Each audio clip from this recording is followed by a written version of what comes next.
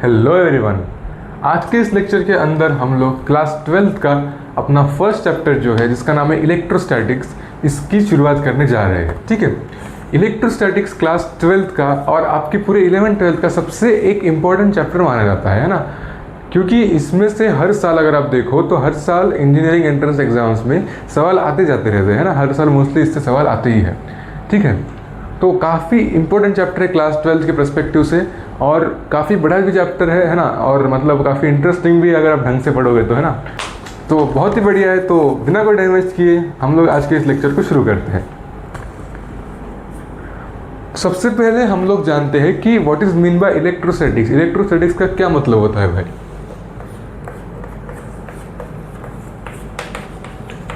Electrostatics का meaning क्या है?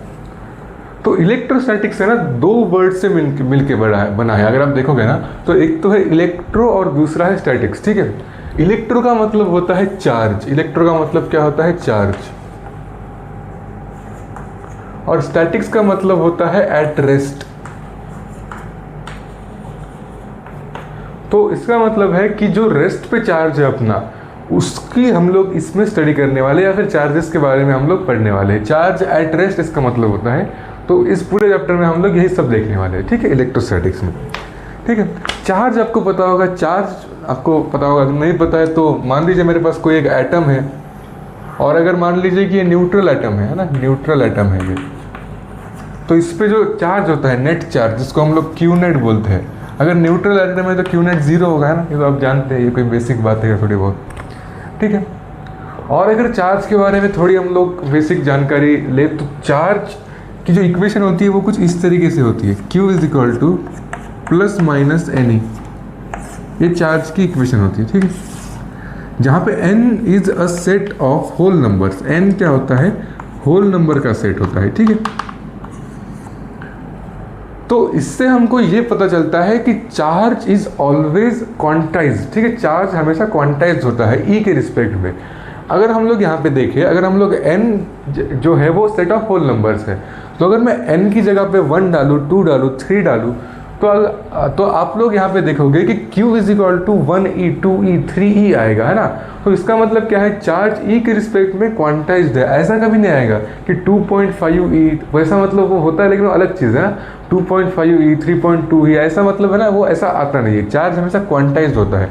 हम लोग जब चार्ज बोलेंगे तब हम लोग क्या बोलेंगे? 1E का चार्ज है, 2E का चार्ज है, राइट। इस तरीके से बोलेंगे हम लोग। कभी भी ऐसा नहीं बोलेंगे कि 0.3E का चार्ज है या फिर 2.3E का चार्ज है ना। वो एक चीज़ होती है ना। एक और चीज़ होती है क्वार्क चार्ज, जिसको बोलते हैं क्वार्क चार्ज, जिसको बोलते हैं। मतलब ये कुछ इस तरीके का होता है, 3E/2, जो कि हमारे सिलेबस में ऑफकोर्स नहीं है ना। क्वार्क चार्ज मतलब इसमें चार्ज है ना, मतलब पॉइंट में भी हो सकता है। ये क्वार्क चार्ज को कहते हैं, जो कि हमारे सिलेबस में नहीं है। हमारे सिलेबस में बस यही है, Q is equal to NE, और हमें बस इतना ध्यान रखना है कि चार्ज हमेशा क्वांटाइज्ड होता है। ठीक है, तो ये कुछ ऐसी चीज़ है। ठीक है, तो अगर मैं थोड़े बहुत एग्जांपल लेके आपको बताऊँ तो जैसे आप देखो 2E, ये एक वैलिड चार्ज है, हाँ वैलिड चार्ज है। 4E क्या एक वैलिड चार्ज है? हाँ एक वैलिड चार्ज है भाई। और अगर मैं 14E/3 अगर मैं ले लूँ तो क्या एक वैलिड चार्ज है? ये एक वैलिड चार्ज नहीं है ना, क्योंकि ये मतलब एक इंटीग्रल वैल्यू नहीं आ रही है E के साथ, है ना। N की जो वैल्यू हमने देखी थी, ठीक है, तो ये एक चार्ज नहीं है। क्या 14E/2 एक चार्ज है? हाँ ये चार्ज है, क्योंकि अगर आप ध्यान से देखोगे तो ये 2 7 हो जाएगा, और यहाँ पे 7E आ जाएगा, है ना। तो 7E तो वैलिड है ना भाई, क्या दिक्कत है? N की वैल्यू 7 है, ठीक है। तो कुछ इस तरीके से हम लोग चार्ज को देखते हैं ना। तो इसमें मेन बात आपको क्या ध्यान रखनी है कि चार्ज हमेशा क्वांटाइज्ड होता है ना। कभी भी चार्ज पॉइंट में नहीं आता। ये तो कुछ इसमें ध्यान मत दो, है ना। ये तो ऐसे लिख दिया मैंने, क्वार्क चार्ज वगैरह, ये आपके सिलेबस में नहीं है, ठीक है। तो कुछ इस तरीके की चीज़ होती है। इसके बाद हम लोग देखते हैं कि आइसोलेटेड सिस्टम क्या होता है।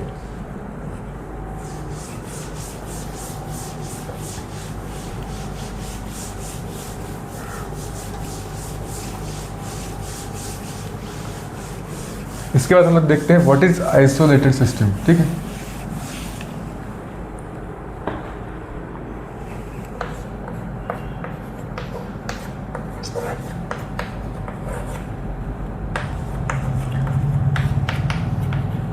Isolated system.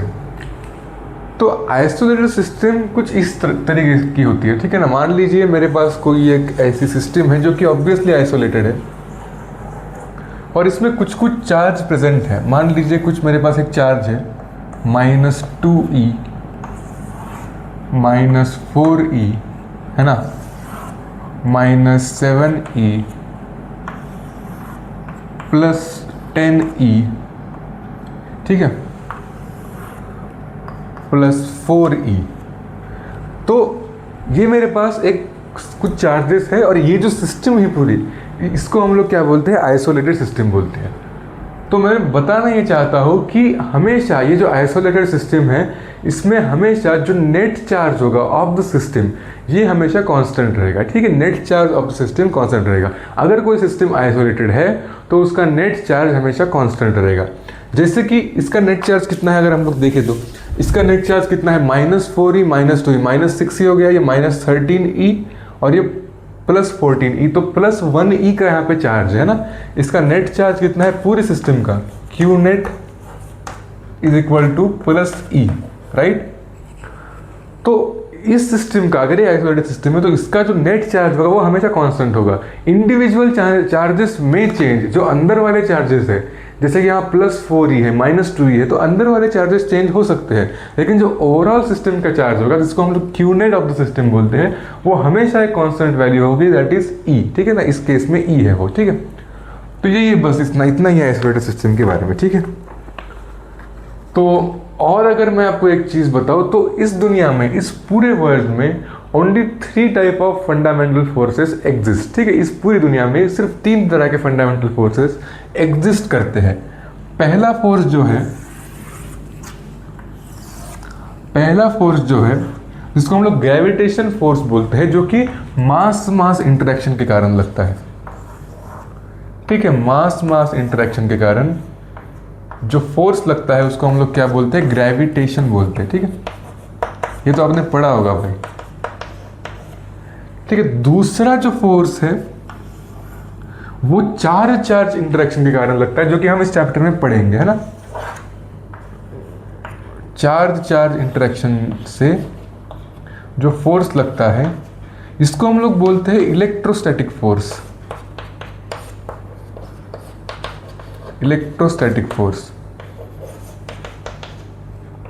है ना। और एक फोर्स होता है न्यूक्लियन इंटरेक्शन के कारण जो लगता है, ठीक है। मान लीजिए मेरे पास एक कोई ऐसा न्यूक्लियन है और एक यहाँ पे न्यूक्लियन है, ठीक है। तो न्यूक्लियन इंटरेक्शन के कारण जो फोर्स लगता है उसको हम लोग क्या बोलते हैं, न्यूक्लियर फोर्स बोलते हैं इसको, है ना। न्यूक्लियर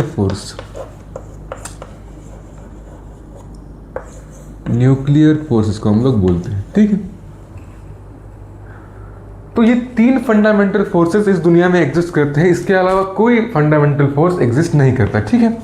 तो इलेक्ट्रोस्टैटिक फोर्स के बारे में हम लोग इस चैप्टर में अब पढ़ने वाले हैं, ठीक है। तो अब हम स्टार्ट करते हैं इस चैप्टर का मेन टॉपिक, जो कि है Coulomb's law.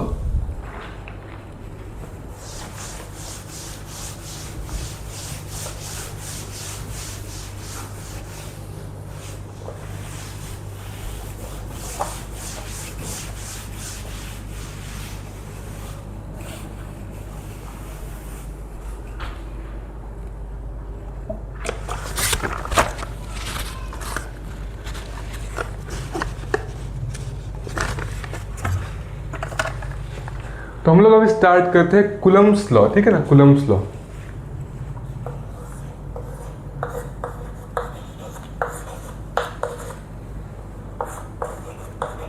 Coulomb's law is defined for 2 point charges. ये थोड़ा सा है ना ध्यान देने वाली बात है। जो कूलम्ब्स लॉ होता है वो 2 पॉइंट चार्जेस के लिए डिफाइन होता है, ठीक है। तो कूलम्ब्स लॉ में आखिर होता क्या है? कूलम्ब्स लॉ एक काइंड ऑफ है ना, हम लोग कह सकते हैं कि इसने लॉ ऑफ ग्रेविटेशन की ना हल्की फुल्की मतलब है ना वो वैसा ही है, मतलब कॉपी तो नहीं की उसने, वैसा ऑब्जर्व किया गया कूलम्ब्स लॉ के अंदर, और लॉ ऑफ ग्रेविटेशन जैसा ही ये कूलम्ब्स लॉ है, ठीक है। तो जैसे मान लो मेरे पास कोई एक चार्ज है यहाँ पर Q1, और यहाँ पर कोई एक दूसरा चार्ज है Q2। इन दोनों के बीच की दूरी R है, ठीक है, इन दोनों के बीच की दूरी क्या है, R है, ठीक है। तो कूलम्स लॉ क्या बोलता है कि Q1 जो Q2 पे फोर्स लगाएगा, Q1 Q2 पे फोर्स लगाएगा तो चार्जेस एक दूसरे को रिपेल अट्रैक्ट करते हैं, आपने पढ़ा होगा। तो Q1 जो Q2 पे फोर्स लगाएगा वो डायरेक्टली प्रोपोर्शनल होगा product of Q1 and Q2, ठीक है। तो ये इस पे कुछ फोर्स लगाएगा यहाँ पे, और ये भी इस पे कुछ फोर्स लगाएगा। तो जो वो फोर्स लगा रहा है वो डायरेक्टली प्रोपोर्शनल होता है product of the charges that is Q1 and Q2, ठीक है। और वही फोर्स इन्वर्सली प्रोपोर्शनल होता है उन दोनों के बीच के डिस्टेंस के स्क्वायर से, ठीक है। वही फोर्स इन्वर्सली प्रोपोर्शनल होता है उन दोनों के डिस्टेंस के स्क्वायर से। ये कुछ लॉ ऑफ ग्रेविटेशन वाली काफ़ी हद तक फील देता है अगर आप लोग देखोगे तो, ठीक है।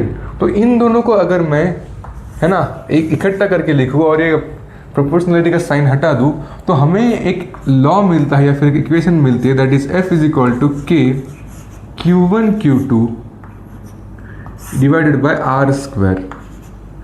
ये है कूलम्ब लॉ और ये आपको ज़िंदगी में कभी भी नहीं भूलना है। बहुत ही इंपॉर्टेंट लॉ है, F is equal to K Q1 Q2 upon R square. बहुत ही इंपॉर्टेंट इक्वेशन है, ये आपको ज़िंदगी में कभी नहीं भूलनी है, ठीक। जहाँ पे K जो है हमारा, इसको K को कांस्टेंट बोलते हैं हम लोग, है ना, यहाँ पे। और K की जो वैल्यू है यहाँ पे वो होती है 9 इंटू 10⁹ न्यूटन मीटर स्क्वायर पर कूलम्ब स्क्वायर, ठीक है।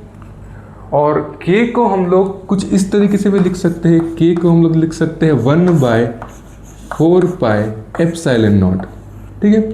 K को कुछ इस तरीके से भी हम लोग लिख सकते हैं, राइट।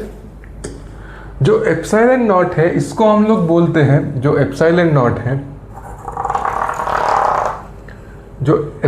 नॉट है इसको हम लोग बोलते हैं परमिटिविटी ऑफ फ्री स्पेस, है ना, permittivity of free space, permittivity of free space या फिर वैक्यूम, है ना। और एक ध्यान देने वाली चीज़, जो K की वैल्यू है ना 9 इंटू 10⁹ न्यूटन मीटर स्क्वायर पर कूलम्ब स्क्वायर, ये K की वैल्यू एयर या फिर वैक्यूम में ये होती है, अलग जगह पे अलग होगी, है ना। ये जो K की वैल्यू है ये सिर्फ एयर या फिर वैक्यूम के लिए है ना।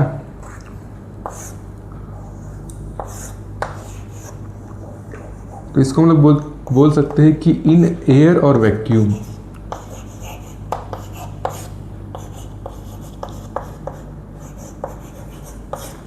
ठीक है। तो K की वैल्यू एयर या फिर वैक्यूम में इतनी होती है, ठीक है। एप्सिलॉन नॉट को हम लोग बोलते हैं परमिटिविटी ऑफ फ्री स्पेस या फिर मतलब इसको परमिटिविटी ऑफ एयर या फिर ऐसा भी आप लोग बोल सकते हैं, ऑफ वैक्यूम, है ना। तो ये होता है एप्सिलॉन नॉट। एप्सिलॉन नॉट की जो वैल्यू होती है, एप्सिलॉन नॉट की वैल्यू वो होती है 8.85 इंटू 10⁻⁻12 कूलम्ब स्क्वायर। कैमरा में नहीं आ रहा क्या भाई, आ रहा है coulomb square upon newton metre square, ठीक है। ये होती है आपकी एप्सिलॉन नॉट की value. Again this is for air और वैक्यूम, है ना। ये भी जो है वो ओनली डिफाइंड है फॉर, मतलब ये वैल्यू एयर या वैक्यूम के लिए ये वैल्यू होती है, ठीक है। और देखिए एप्सिलॉन नॉट की एयर या फिर वैक्यूम के लिए ये वैल्यू होती है।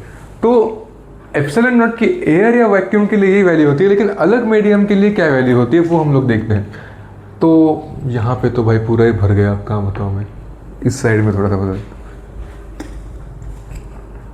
इसको देख लो एक बार, लिख लो, लिखना है तो मैं इस साइड वाला इरेज कर रहा हूँ, है ना।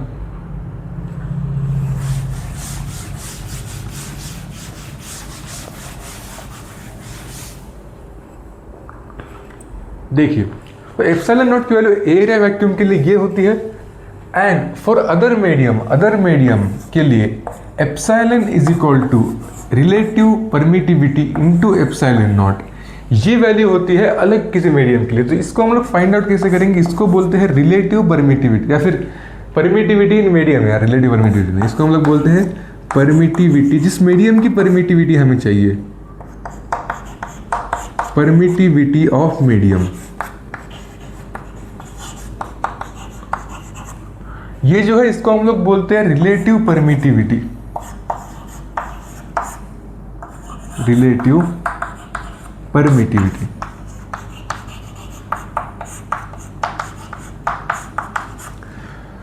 तो अगर आपको किसी मीडियम की परमिटिविटी निकालनी है तो आपको रिलेटिव परमिटिविटी दी जाएंगी इन मतलब एप्सिलॉन नॉट के रिस्पेक्ट में, है ना। और उसके बाद हम लोग परमिटिविटी ऑफ उस मीडियम की हम लोग निकाल सकते हैं ना, रिलेटिव परमिटिविटी और एप्सिलॉन नॉट की वैल्यू पुट करके। आपको इसकी बिल्कुल चिंता करने की जरूरत नहीं है। आपको परमिटिविटी ऑफ मीडियम निकालनी है तो रिलेटिव परमिटिविटी क्वेश्चन में गिवन होगी, आपको उसको एप्सिलॉन नॉट से मल्टीप्लाई करके आप परमिटिविटी ऑफ मीडियम निकाल सकते हो, ठीक है। तो ये कुछ बात है भाई। तो देख लीजिए एक बार, कुछ ऐसा ही है, मतलब इतना ही है इसमें, अब क्या ही है। परमिटी, अबे मैंने इतनी गलत स्पेलिंग कैसे लिख दी भाई, परमिटी कैसे लिख दी, परमिटिविटी है ना ये।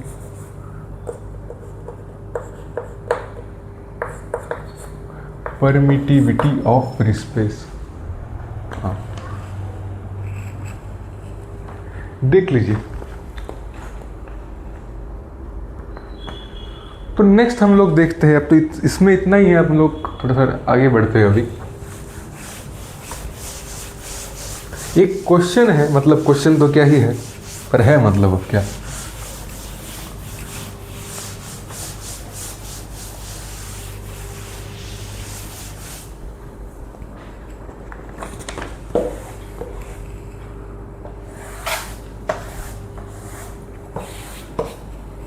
एक क्वेश्चन है हमारे पास,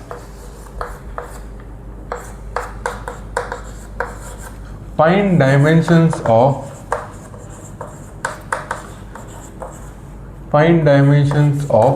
epsilon naught. Find dimensions of epsilon naught. Epsilon naught के आपको डायमेंशंस फाइंड आउट करने हैं। तो एक बार आप ट्राई करके देखिए, या फिर मैं ही कर देता हूँ, जाने दो।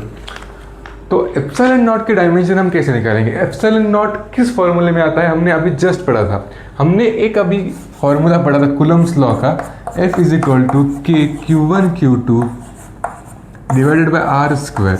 यहाँ पे K की वैल्यू क्या होती है, 1/4 पाई एप्सिलॉन नॉट। तो हम लोग कैसे लिख सकते हैं इसको, F is equal to 1/4 pi epsilon naught into Q1 Q2 divided by R square, ठीक है। तो यहाँ पे एप्सिलॉन नॉट को एक जगह पे कर दो, या फिर पहले डायमेंशन लिख दो हर किसी के। तो फोर्स के डायमेंशन क्या है, फोर्स के डायमेंशन है MLT-2 इज इक्वल टू 1/4 पाई, तो कांस्टेंट है। एप्सिलॉन नॉट को 1/एप्सिलॉन नॉट में लिख सकता हूँ क्योंकि उसी के डायमेंशन हमें चाहिए, इनटू चार्ज के तो डायमेंशन होते हैं वो AP होते हैं, यहाँ पे दो चार्ज है तो A2T2 हो जाएगा, राइट। A2T2 हो जाएगा। और आर स्क्वायर तो लेंथ है तो L स्क्वायर आ जाएगा, ठीक है। इन सबको अगर इकट्ठा करके लिखे, एप्सिलॉन नॉट को एक तरफ लेके जाए और इसको एक तरफ लेके जाए, तो ये क्या आ जाएगा, देखिए ये एप्सिलॉन नॉट यहाँ पे ऊपर आ जाएगा, MLT-2 नीचे आ जाएगा।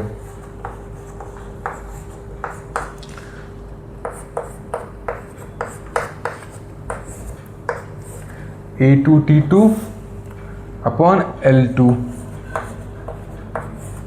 Into MLT-2। अब इसको सॉल्व करना है क्या है इसमें। तो एप्सिलॉन नॉट के जो डायमेंशन मिलेंगे हमको वो क्या मिलेंगे, M ऊपर चला जाएगा तो M इनवर्स बन जाएगा, L इस L से बढ़ के L³ बन जाएगा, वो भी ऊपर चला जाएगा तो L-3 बन जाएगा, है ना। T-2 ऊपर जाके इस T से बढ़ेगा तो T4 हो जाएगा, और A2 तो A2 ही रहेगा। तो ये डायमेंशन है आपके एप्सिलॉन नॉट के, ठीक है। और एक चीज़ मेरे को अगर आप बता पाए तो बढ़िया हो जाएगा, मतलब आप मेरे को रिलेटिव परमिटिविटी, या फिर है ना रिलेटिव परमिटिविटी ER जो होती है उसके डायमेंशन बता पाते हो क्या है। तो रिलेटिव परमिटिविटी जो है इसके लिए हमने अभी एक मतलब फॉर्मूला तो क्या है, इक्वेशन पढ़ी थी जो कि होती है epsilon is equal to ER into epsilon naught, ठीक है। अगर हमको ER के डायमेंशंस निकालने हैं तो हमें क्या करना पड़ेगा, डायमेंशंस ऑफ E, या फिर है ना dimensions of epsilon upon dimensions of epsilon not करना पड़ेगा। तब हम डायमेंशन ER के निकाल पाएंगे। तो समझदार लोग समझ जाएंगे कि ये है तो परमिटिविटी है, एप्सिलॉन जो है वो है तो परमिटिविटी है ना, एप्सिलॉन और एप्सिलॉन नॉट, तो परमिटिविटी से परमिटिविटी कैंसिल हो जाती है ना, तो उसके लिए जो ER है आपका वो डायमेंशन लेस हो जाएगा। ठीक है, ER आपका क्या हो जाएगा, डायमेंशन लेस, या फिर 1 बोल सकते हो आप उसकी डायमेंशन, राइट। ठीक है, तो ये कुछ बात है ना। तो अब हम मेन सवालों पे आते हैं। तो ठीक है जो भी था।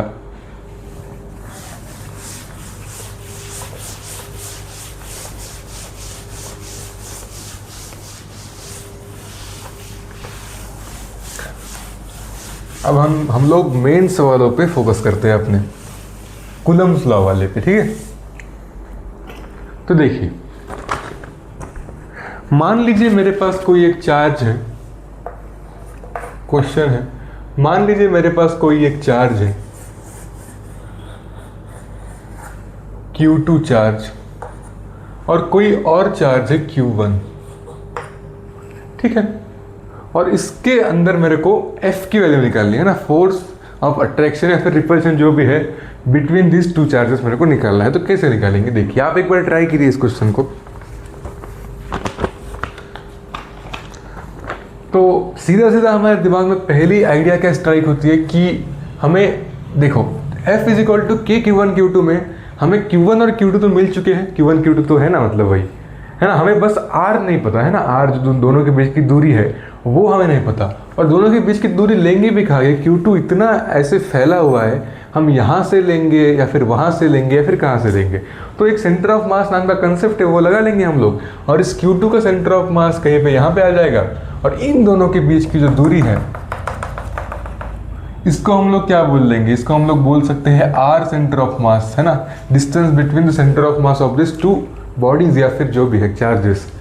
ठीक है, तो हम लोग अपना फॉर्मूला लगा सकते हैं यहाँ से, F इज इक्वल टू के Q1 Q2 divided by R centre of mass का स्क्वायर।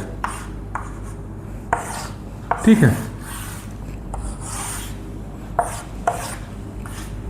जो कि बिल्कुल गलत फॉर्मूला है ना, ऐसा हम लोग नहीं लगा सकते। मैंने पहले ही आपको जब कूलम्ब्स लॉ में पढ़ा रहा था, मैंने वहाँ पे साइड में ब्रैकेट लगा के लिखा था कि फॉर पॉइंट चार्जेस ओनली। ये पॉइंट चार्ज किस एंगल से है, मतलब ये क्या है, पॉइंट चार्ज है ये Q2। तो यहाँ पे ऐसी स्थिति में आप लोग कूलम्ब्स लॉ नहीं लगा सकते, यहाँ पे खतरा धोखा सब कुछ बना लो, है ना, साइन खोपड़ी वोपड़ी बना लो। यहाँ पे काफ़ी लोग मैंने देखा है कि ऐसे सॉल्व करते हैं, मैंने भी जब पहली बार सॉल्व किया था मैंने ऐसे ही सॉल्व किया था, है ना, जो कि बिल्कुल गलत चीज़ है, मतलब है ना, हड्डी वड्डी बना लो यहाँ पे, क्या बना है। ठीक है, तो ये बहुत खतरनाक चीज़ है, ये इन चीज़ों से बचिए, मतलब है ना। मैंने जब बोला था कूलम्ब्स लॉ सिर्फ पॉइंट चार्ज के लिए लगता है, तो यहाँ पे हमें नहीं लगाना है कूलम्ब्स लॉ ऐसे डायरेक्टली। ठीक है, सेंटर ऑफ मास, और सेंटर ऑफ मास से किसने बोला भाई तुमको कि सेंटर ऑफ मास यहाँ पे लग सकता है, सेंटर ऑफ मास कैसे लग जाएगा, अगर वो है ही पॉइंट चार्जेस के लिए लॉ, तो सेंटर ऑफ मास लेके मतलब कुछ भी मतलब कर दोगे तो ऐसे तो नहीं चलेगा, है ना। तो हमें क्या करना पड़ेगा ऐसे क्वेश्चन में, हमें ऐसे क्वेश्चन में इंटीग्रेशन की तरफ जाना चाहिए। ऐसे क्वेश्चन जब भी आए हमारे पास, तो हमें स्मॉल एलिमेंट लेके इंटीग्रेट करके उस क्वेश्चन को सॉल्व करना चाहिए। कैसे सॉल्व करेंगे, आ जाओ देखते हैं। इसको मैं पूरा ही मिटा देता हूँ, एक फ्रेश क्वेश्चन से हम लोग शुरुआत करते हैं अपनी। ठीक है,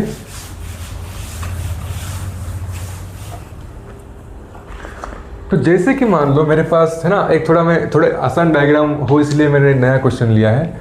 मान लीजिए मेरे पास कोई एक चार्ज है Q1, जिसको मैंने फिलहाल फिक्स करके रखा है ना, फिक्स्ड है ये, है ना, और कोई एक चार्ज है, इसको थोड़ा ऊपर ही लिख दे भाई। जैसे मान लो यहाँ पे कोई एक चार्ज है Q1 जो कि फिक्स्ड है, और यहाँ पे d डिस्टेंस दूर कोई एक चार्ज है Q2, है ना, Q2 चार्ज है ये, जो कि यूनिफॉर्मली इस रॉड में है ना, यूनिफॉर्मली इस रॉड में है, जो कि L लेंथ की है। ठीक है, और यहाँ से यहाँ तक जो इसकी दूरी है वो D है। ठीक है, यहाँ से यहाँ तक इसकी दूरी D है। और ये एल लेंथ की रॉड है। तो इसमें अगर हम लोग निकालना चाहे force of attraction between this two charges या फिर जो भी है force between this two charges, तो वो हम लोग कैसे निकालेंगे? हम फिर से वो गलती नहीं करेंगे कि इसका सेंटर ऑफ मास ले लिया, इसका सेंटर ऑफ मास L/2 पे आ रहा है तो D + L/2 इन दोनों के बीच की दूरी होगी ना, ऐसा बिल्कुल नहीं करेंगे ना। हम यहाँ पे क्या करेंगे, इसका छोटा एलिमेंट लेके इंटीग्रेट करेंगे। तो यहाँ से Q1 से x डिस्टेंस दूर, Q1 से x डिस्टेंस दूर मैं एक छोटा एलिमेंट ले लूँगा जिसकी थिकनेस कितनी हो, जिसकी थिकनेस हो dx, है ना, बहुत छोटा एलिमेंट dx थिकनेस का मैं एक एलिमेंट ले लूँगा और सब कुछ जो मेरे को करना है, मतलब सब कुछ मैं इस एलिमेंट पे अपने जो भी है कार्यक्रम वो उसी एलिमेंट पे करूँगा, ठीक है। जैसे मान लो यहाँ से x डिस्टेंस में मैंने dx थिकनेस का एलिमेंट लिया, तो इसका चार्ज क्या होगा? अगर हम लोग देखेंगे तो L लेंथ का जो हमारा जो रॉड है या फिर जो भी है उसका चार्ज कितना है? उसका चार्ज है Q2। तो 1 यूनिट का अगर कोई मेरे पास रॉड होता तो उसका चार्ज कितना होता? Q2/L। अगर dx लेंथ का कोई मेरे पास ये है मतलब रॉड है तो उसकी लेंथ क्या होगी, उसकी ये क्या होगी, चार्ज क्या होगा उसका? Q2/L इंटू dx, ठीक है ना। तो हमें एक तो यहाँ से इसकी लेंथ पता चल गई, x डिस्टेंस दूर है, और इसका चार्ज भी पता चल गया, तो हम अब कूलम लॉ ठोक सकते हैं, यहाँ पे कोई दिक्कत ही नहीं है। मतलब जैसे कुछ इस तरीके से आएगा, F = K इन Q1 को तो Q1 ही लिख दो, कोई दिक्कत नहीं है, Q1 को तो Q1 ही रखने दो। Q2 की जगह पे क्या लिखना है? Q2 की जगह पे ये लिखना है सब कुछ, क्योंकि Q2 अब Q2 नहीं रहा, Q2 अब dx बन चुका है ना। तो यहाँ पे Q2 की जगह पे हम लोग ये सब लिख देंगे, Q2/L into dx। Q2 divided by r का स्क्वायर, r क्या है? x है इन दोनों के बीच की दूरी, तो x का स्क्वायर, है ना। और ये f नहीं होगा क्योंकि अगर हम लोग देखेंगे तो ये जो है वो काफ़ी छोटा है ना, dx हमने लिया ही है, काफ़ी छोटा वो उसका पार्ट है उस रॉड का, तो ये df फोर्स लगेगा, है ना। फोर्स जो है वो कम लगेगा ना ऑब्वियसली, क्योंकि ये छोटा है, अगर ये बड़ा हो तो ज़्यादा फोर्स लगता, तो ये df होगा, ठीक है। तो यहाँ पे हम लोग क्या करेंगे, यहाँ पे हम लोग इंटीग्रेट कर देंगे, और क्या ही करना है। तो यहाँ पे अगर हम लोग इंटीग्रेट करेंगे तो ये बन जाएगा F = इसको एक इकट्ठा अगर मैं इकट्ठा करूँ तो K Q1/L इंटू इंटीग्रेशन किसका होगा? इंटीग्रेशन होगा dx डिवाइडेड बाय x² का। कहाँ से कहाँ तक करना है? हमें करना है integration d to d + L। क्यों किया ये समझो, क्योंकि हमें इस रॉड को पूरा लेना है ना, तो ये इससे d डिस्टेंस दूर है, और पूरी यहाँ से इसका ये कोना d डिस्टेंस दूर है, और आगे वाला कोना d + L है, तो हम लोग लोअर लिमिट d पुट किए हम और upper limit d + L put किए। तो F = K Q2 divided bye L। यहाँ पे 1/x² का जो इंटीग्रेशन होता है वो -1/x होता है, तो -1/x, अपर लिमिट है d + L, लोअर लिमिट है d। इसको अगर हम लोग पुट करके आगे बढ़ेंगे तो हमारे पास आ जाएगा F = K Q1, दे भाई,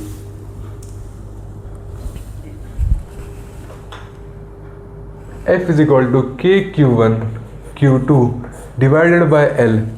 यहाँ पे d + L को हम लोग पुट कर देंगे पहले, तो ये आ जाएगा -1/d + L, है ना। Upper limit minus lower limit minus, और इसका भी जो माइनस है उसको भी हम लिखेंगे -1/d, ठीक है। इसको हम लोग सॉल्व करेंगे, F = K Q1 Q2/L। इसको अगर हम लोग सॉल्व करेंगे तो ये ऊपर चला जाएगा, ये इधर चला जाएगा, और ये नीचे आ जाएगा, तो ये आ जाएगा -d + d + L upon d into d + L, ठीक है। एक बार देख लीजिए ना आप, और इस d से d ये कैंसिल हो जाएगा, यहाँ से L से L कैंसिल हो जाएगा, तो F की वैल्यू आ जाएगी K Q1 Q2 upon d into d + L, ये आ जाएगी F की वैल्यू। तो इन दोनों के बीच में जो फोर्स लग रहा है वो लग रहा है F इज इक्वल टू के Q1 Q2 upon D into D plus L. ठीक है, तो कुछ इस तरीके से इन क्वेश्चन को हमें करना होता है ना, जो ये वाले क्वेश्चन होते हैं जहाँ पे आपको एक चार्ज है ना, चार्ज की मतलब दूरी, क्योंकि यहाँ पे मेन क्वेश्चन तो वही था ना कि डिस्टेंस क्या ले, दो चार्ज के बीच का डिस्टेंस क्या ले। तो इस केस में हमको इंटीग्रेट करना पड़ता है और लिमिट क्या पुट करेंगे हम लोग, उस पूरे इसकी दूरी, मतलब यहाँ से वो d डिस्टेंस दूर है और ये वाला and d plus L distance दूर है, इसलिए d इंटू डी और d प्लस एल हमने लिमिट पुट करी। ठीक है, तो इस तरीके से हमको इन सवालों को करना होता है। हमने जो सेंटर ऑफ मास से किया था वो मतलब बहुत गलत किया था, वैसे नहीं करना चाहिए। ठीक है, तो इसके बाद हम लोग देखेंगे एक दो और क्वेश्चन है ना, उसको भी देख लेते हैं।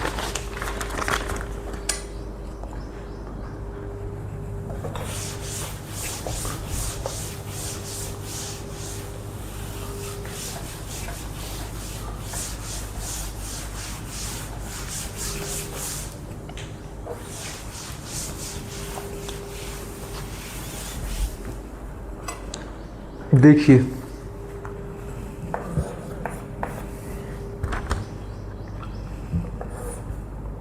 ये एक स्क्वायर है ना, ये एक क्या है, स्क्वायर है।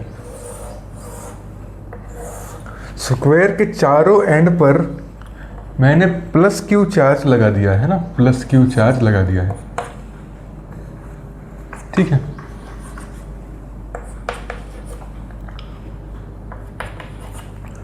पर ये जो तीन चार्जेस है ना, ये फिक्स्ड है।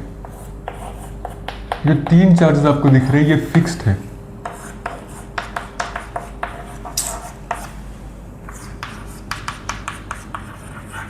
और ये जो चार्ज है फ्री टू मूव है। ठीक है, इस स्क्वायर की जो लेंथ है वो है a, साइड लेंथ जो है वो है a।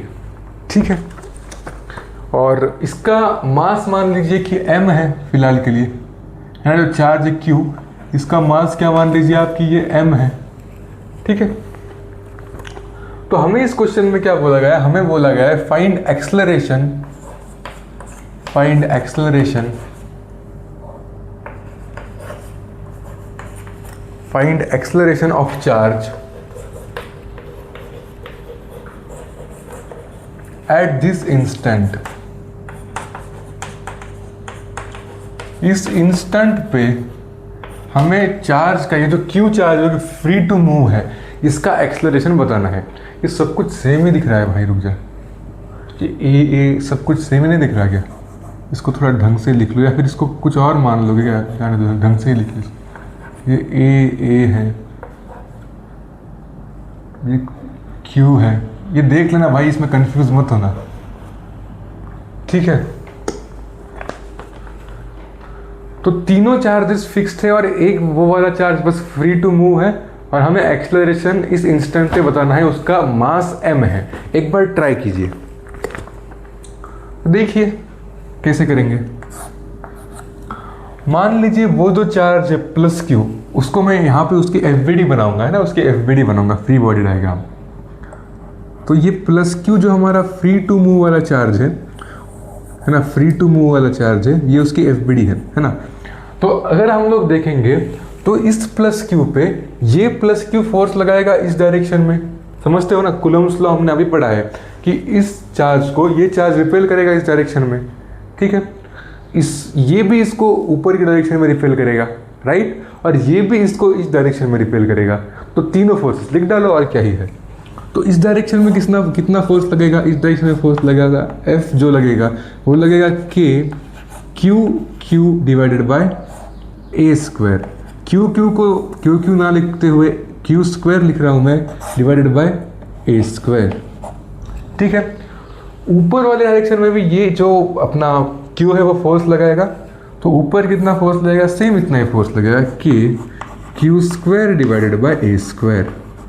ठीक है, इसको थोड़ा सा मैं ना ढंग से ही लिख देता हूँ, रुक जाए थोड़ी। Q square by a square ऊपर के डायरेक्शन में लग रहा है, और ये जो आदमी है ये इसको इस डायरेक्शन में फोर्स लगाएगा। पर यहाँ पे ट्विस्ट है कि यहाँ से यहाँ तक की दूरी a नहीं है, ये √2 है दूरी, है ना, √2a दूरी है ये। ठीक है, या फिर √2a एक ही बात है, क्योंकि पाइथागोरस लगा के आप लोग अगर देखोगे तो डायगोनल की लेंथ क्या हो जाएगी, √2a हो जाएगी। तो ये आदमी इस पर, इस चार्ज पे ये वाला चार्ज फोर्स लगाएगा, कितना लगाएगा, के क्यू स्क्वायर, ये तो इतना तो सेम ही है, अपॉन √2a का स्क्वायर, जो कि बन जाएगा 2a स्क्वायर। ठीक है, 2a स्क्वायर। बस हो गया क्वेश्चन सॉल्व। तो इन दोनों का जो रिजल्टेंट है, ये जो दोनों है, ये वाला और ये वाला, इसका रिजल्टेंट तो इस डायरेक्शन में आएगा और ये भी एक फोर्स है। ठीक है, तो इन दोनों का रिजल्टेंट कैलकुलेट करेंगे और उसके साथ उसको ऐड कर देंगे, तो इसका और इसका रिजल्टेंट क्या आ जाएगा। वेक्टर वाला अपना फॉर्मूला लगाइए, के Q square divided by A square का square plus K Q square divided by A square का स्क्वायर रूट अंडर। तो ये क्या बन जाएगा, ये बन जाएगा 2k स्क्वायर Q4, है ना। देख लीजिए एक बार कैसे बन गया वो। और उसके बाद नीचे आ जाएगा a की पावर, एक सेकंड, अच्छा ठीक है, a की पावर 4 नीचे आ जाएगा। ठीक है, तो इसको कुछ कुछ चीज़ें करके हम लोग अगर ढंग से लिखना चाहें, है ना, अगर हम लोग ढंग से लिखना चाहें तो ये आ जाएगा √2 इंटू के into Q square divided by A square. देखिए भाई, देखिए, तो आ जाएगा √2k Q square divided by A square, है ना। तो अब दो फोर्सेस है हमारे पास इस डायरेक्शन में, एक तो ये वाला फोर्स है ना, और एक तो वो वाला फोर्स है ना, इसी डायरेक्शन में। तो हम लोग क्या करेंगे, उन दोनों को बेसिकली ऐड ही करेंगे अब, है ना, क्योंकि दोनों के बीच का एंगल 0 डिग्री है, तो दोनों को ऐड कर देंगे। तो ऐड करने के बाद मेरे को क्या मिलेगा, √2k Q square divided by A square plus K Q square divided by 2a square. इन दोनों को बस सॉल्व करके ऐड करना है भाई। इसको फर्दर सॉल्व करने की ज़रूरत नहीं है हमको, यहाँ तक आ गया है इक्वेशन। इसी को हम लोग क्या बोलेंगे, इसी को हम लोग जो फोर्स लग रहा है, फोर्स की वैल्यू ए हो जाएंगे, और हमें फोर्स की वैल्यू ये हो जाएंगी, और हमें एक्सेलरेशन जो निकालना है हम बस इसमें मास से डिवाइड मार देंगे। तो एक्सेलरेशन जो है वो आ जाएगा √2k Q square √2k square divided by A square into M plus K Q square divided by 2a square into M. ये आ जाएगी आपकी एक्सेलरेशन की वैल्यू, राइट, है ना। मास से डिवाइड मार के मैंने एक्सेलरेशन निकाल लिया। ठीक है, तो इसके बाद एक और क्वेश्चन देखते हैं हम लोग, आ जाइए।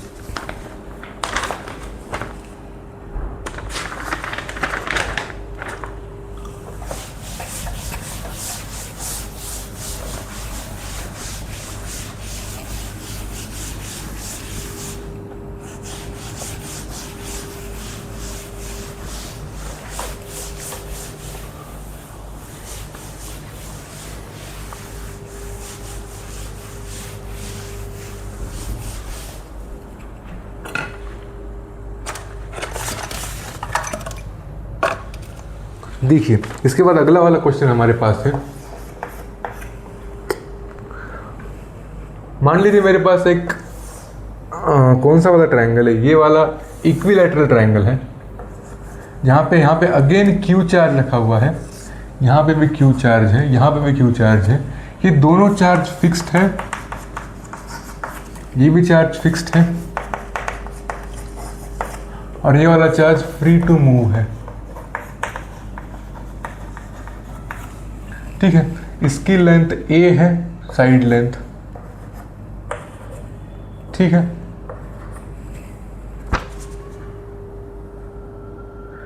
हाँ, तो हमें इसमें एक तो एफ नेट फाइंड आउट करना है इस इंस्टेंट पे, और हमें ए नेट फाइंड आउट करना है इस इंस्टेंट पे। ठीक है, तो देखिए, एक बार करके देखते हैं इसका सॉल्यूशन। ये फ्री टू मूव फ्रेम से बाहर चला गया, कोई दिक्कत नहीं है।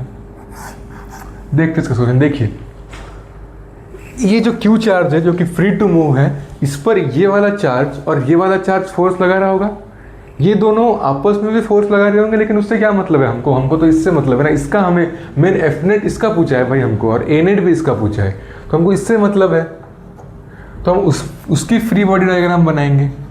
तो इस डायरेक्शन में ये वाला चार्ज यहाँ पे फोर्स लगाएगा, ये वाला चार्ज इसको इस डायरेक्शन में फोर्स लगाएगा। कितना होगा वो? वही फोर्स k⁴/a², है ना। और ये वाला चार्ज इसको इस डायरेक्शन में फोर्स लगाएगा, वो फोर्स भी कितना होगा? k⁴ a²। ये दोनों के बीच का एंगल कितना होगा? दोनों के बीच का एंगल होगा 60 डिग्री, क्योंकि ये एक इक्विलैटरल ट्रायंगल है ना। तो ये 60, तो अपोजिट एंगल भी 60 हो जाएगा। ठीक है, तो अब तो क्या ही है, अब तो दो फोर्सेस आगे 60 डिग्री पे लग रहे हैं। इसके बाद अपना वो वेक्टर वाला थ्योरम लगा दो, या फिर वेक्टर वाला जो भी है एडिशन वाला लगा दो, रिजल्टेंट निकाल लो, है ना। तो k⁴/a² को मैं f मान लेता हूँ कुछ टाइम के लिए, है ना। इसको मैं क्या मान लेता हूँ? f मान लेता हूँ, ताकि कैलकुलेशन थोड़ी सी जल्दी हो सके। तो ये कितना आ जाएगा? f² +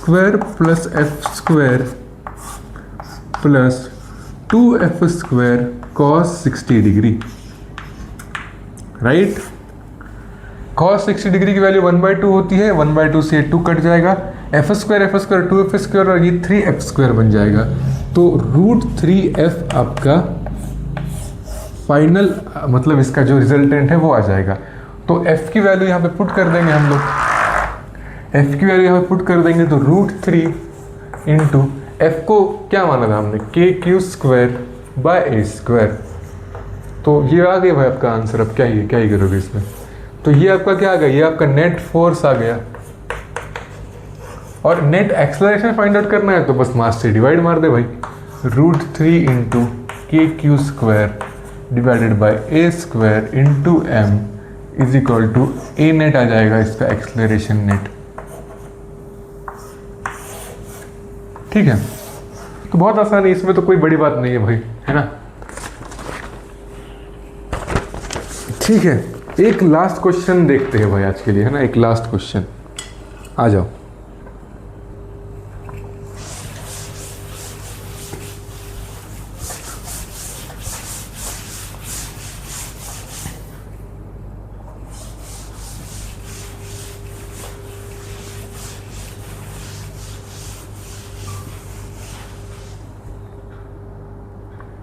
अरे बीच बजने का 2 बज रहा है इसमें।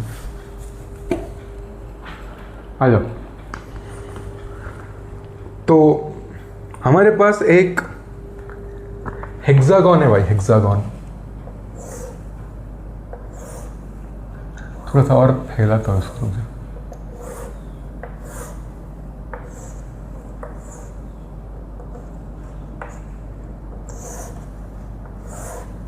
हमारे पास एक हेक्सागन है भाई। क्या बन रही है ड्राइंग, पता नहीं आज।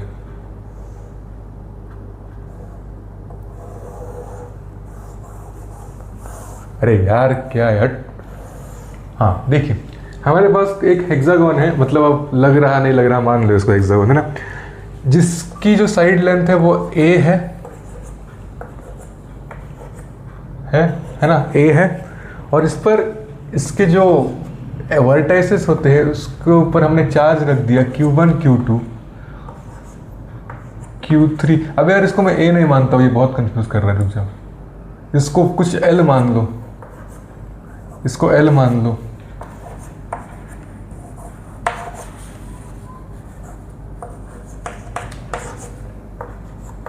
ठीक है, इसको L मान लो। ठीक है, और इसके बीच में एक कोई चार्ज है +Q। ठीक है, फिर थीटा क्यों लग रहा है? +Q चार्ज है। ठीक है, तो क्वेश्चन हमारे पास क्या है? अच्छा क्वेश्चन है भाई, देखिए काफी अच्छा क्वेश्चन है। तो इसमें ये पहले क्या बोल रहा है? F नेट ऑन Q, जो बीच का चार्ज है, is 0। F net on Q is 0. Now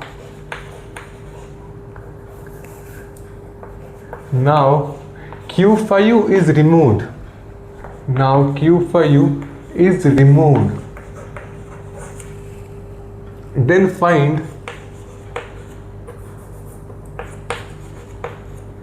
अबे यार क्या इतनी गंदी spelling mistake. Then find magnitude of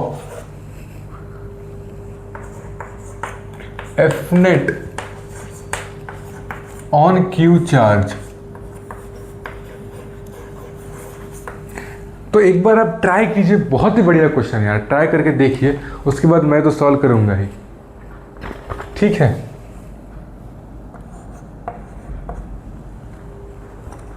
तो देखिए हम लोग सॉल्व करते हैं इसको। ये क्या बोल रहा है, ये क्या बोल रहा है, ये बोल रहा है कि पहले जब सारे फोर्सेस थे Q1 Q2, जब सारे चार्जेस थे, तब इस पे Q पे चार्ज 0 लग रहा था, ठीक है, मतलब Q पे फोर्स 0 लग रहा था। जो फोर्स लग रहा था Q पे वो पहले 0 लग रहा था जब सारे चार्जेस 6 के 6 चार्जेस प्रेजेंट थे, ठीक है। उसके बाद है ना, पहले इसको ही लिख लो, जब सारे चार्जेस प्रेजेंट थे तब ये जो Q1 है ये Q पे कितना फोर्स लगाएगा, F1 फोर्स लगाएगा। Q1 Q पे F1 फोर्स लगाएगा, है ना, मान लेते हैं मतलब, प्लस Q2 Q पे कितना फोर्स लगाएगा, F2 फोर्स लगाएगा, हम लोग मान रहे हैं भाई, है ना। Q3 Q पे F4 फोर्स लगाएगा, Q4